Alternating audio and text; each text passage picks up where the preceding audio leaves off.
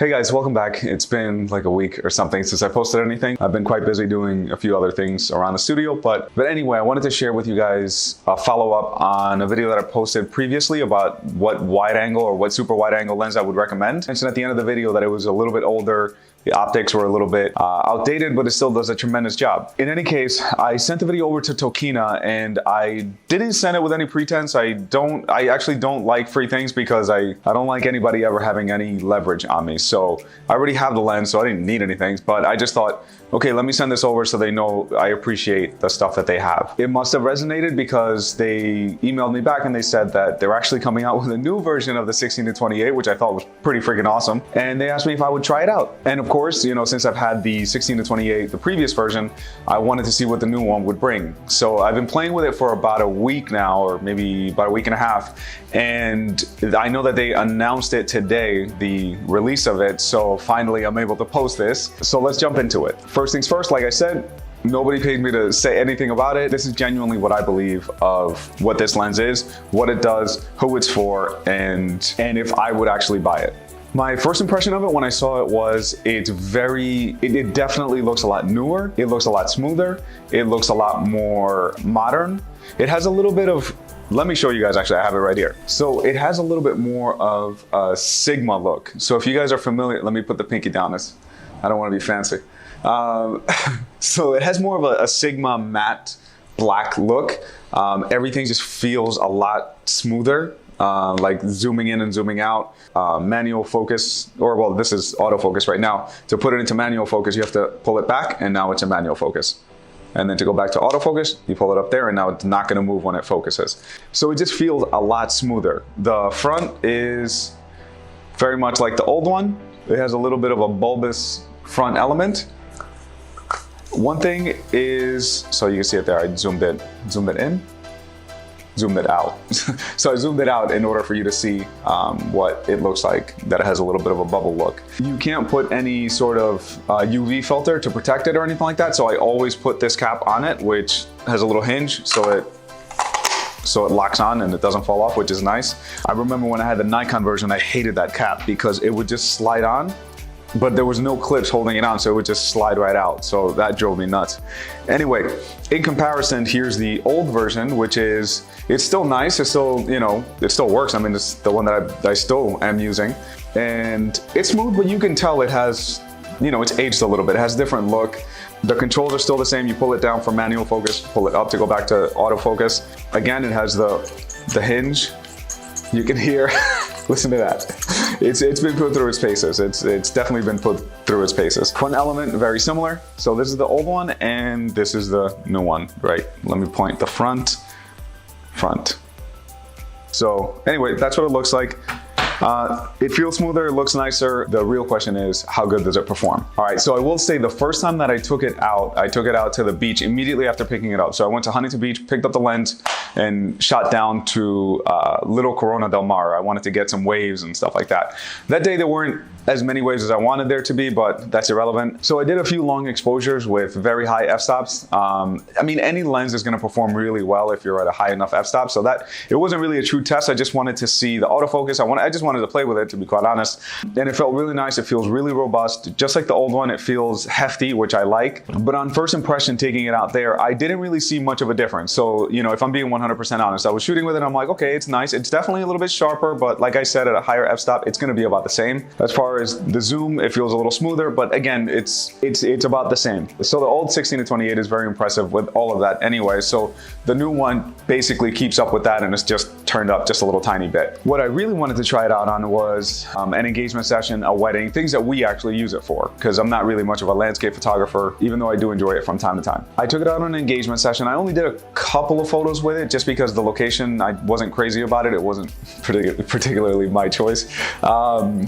I was, let's say, persuading them towards a different location, but at the end of the day, they wanted this location. It's whatever you want, so let's go. So we did this one location, and so I didn't get to use it too much. One thing that I did notice, though, that I was very impressed, and I'm posting a photo of it right now, is This shot was done, I believe it was a 2.8. If not, I'll put a little asterisk on the bottom. And it was super sharp near the bottom and near the corners, which is the Achilles heel of the old one. Near the corners and near the bottom, it was starting to get a little bit softer. Not like a tremendously, like terribly soft lens, but you could see a little bit of a difference between that and the center. With this one at 2.8 or very close to it, it was very, very sharp. I was really impressed with that. One thing that Greg, one of the guys that works at Tokina, told me is that one of the things that they really focused on is having this lens be really, really good in low light. And what does that mean? It means that at lower f-stops, it needs to be sharp, because anybody can shoot it at a high f-stop and have it be sharp. But if you're shooting something like astronomy, or you're shooting stars or anything like that, that sounds redundant. If you're shooting stars or night shots and stuff like that, you're gonna wanna shoot it at f4, f2.8, as wide as you can to get as much light into your camera. And if a lens is only sharp above f5.6 or f8, it doesn't really do you much good. So this lens really impressed me with how good it does in the corners. I did a few other photos throughout the day at Maha and Antonio's wedding, which I'm posting right now. And these were shot at slightly higher f-stops, so of course it's a little bit more forgiving as far as sharpness goes. But the last one that I'm posting right now was done in the evening, which means it's exactly what I'm describing. I want to shoot it at 2.8. I don't want to be shooting it at a high f-stop because I want to soak in some of the lights around there. I want to soak in some of the lights around the environment. And it performed really, really well. Like, no complaints whatsoever. It pre-focused really nicely, and it was a pretty dark environment. So it was nice that it grabbed focus. I took a few frames. I was happy with it. I zoomed into all the surroundings. I was really impressed with how sharp everything was. So definitely passed the test in that experiment. So the verdict is, I think that at medium to high f-stops, the lenses are about the same. Lower f-stops, the new one definitely outperforms the old one. They've definitely done some work to make sure that the sharpness is there at lower f-stops, which to me is godsend, because I do shoot at lower f-stops more than I do higher, because it's just the nature of our business and how we shoot. If you go to Tokina's website today, you'll be able to see and scroll through all the things that I'm about to describe. So if I go a little bit fast, the link is below. Check it out. You'll be able to see you'll be able to see all the technical details.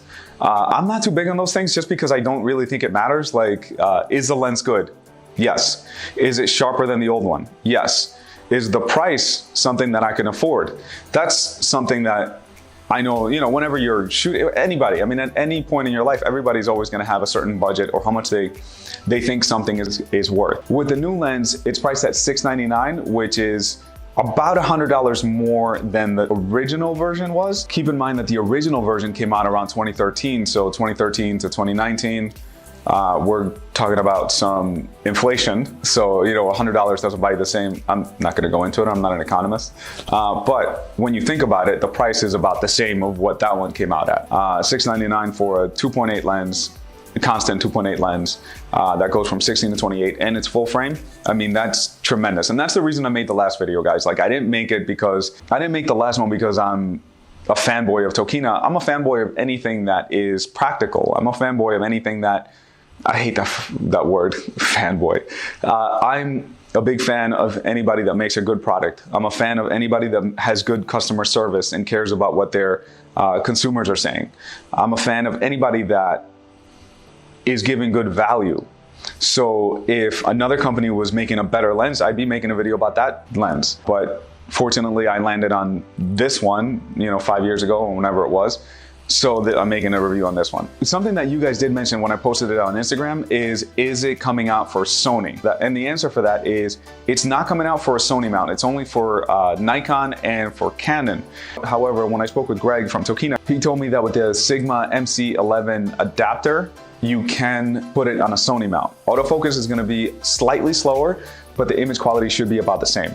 I don't have any experience with it, so I can't, say either way, but I wouldn't see why the image quality would suffer that much or at all, really. But that's the answer. It's not gonna come out for Sony, but the adapter will attach to it. So my verdict overall, I would say if you don't have a super wide lens at the moment and you're looking at what should I get, check out the first video that I posted, which gives information as far as other options. But to me, for the price, I mean, I can't see why I would go elsewhere, basically. Like, if I didn't have a super wide angle lens, I'd probably end up getting this, just like I did a few years ago. As far as myself, am I gonna be upgrading to the new version of it? I'll probably ride out the one that I have until I break it somehow, which I'm sure I will. And then when that happens, I'll just get the new one. I'm never one to like just jump off of one onto the other. I just can't justify spending $2,000 for a Nikon equivalent, to be quite honest. And can't. I know, boy, I'm angry too. So yeah, that's my verdict on it. If you guys have any questions, leave a comment below. If you want to see any future videos or anything at all, just leave a comment below. Let me know who's watching, because again, actually, there's a story with who's watching. I'll mention that later. I'll fill you guys in on the next one. Someone who disagreed. Anyway, have a great day.